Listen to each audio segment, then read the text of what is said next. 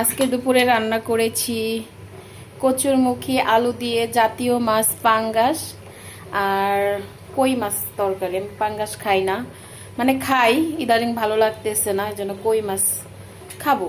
আর এই দিক দিয়ে চুলায় হয়েছে গরম ভাত। এক আপু কমেন্ট করেছে, আপনার যে রান্নাঘর দেখে ঘিন্না লাগে। আপু আপনাকে বলতেছি, দেখেন আমার রান্নাঘরের সাথে কি সুন্দর একটা ভিউ। ভিডিও ছাড়লেই ফর ইউ, বুঝেছেন? যে যেখানে যে অবস্থায় আছে তাকে সেই অবস্থা ইনসাল করতে হয় না।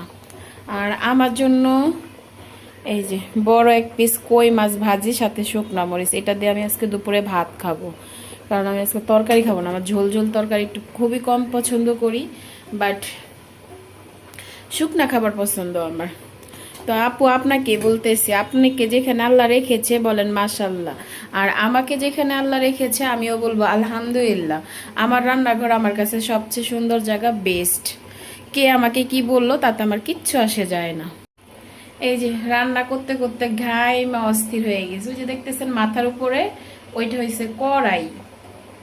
বলবে না অনেকে যে কড়াইটা এরকম কালো কেন? কড়াইটা ইচ্ছা করে জাল দিয়ে কালো করছি, মানে তেল তেল করছি যেন। যাই হোক, ওই বিষয় নিয়ে আর কথা বলতে চাই না, আমার বিষয় নিয়ে আমি কথা বলি। আসসালামু আলাইকুম বিয়াস, সবাই কেমন আছেন? সালমা স্বপ্ন পেজ থেকে সবাইকে ওয়েলকাম টু। সবাই ভালো আছেন? আর আমাদের এখানে কয়েকদিন যাবৎ অবিরাম বৃষ্টি হচ্ছে, মানে এই বৃষ্টির মাধ্যমে শীত পড়বে।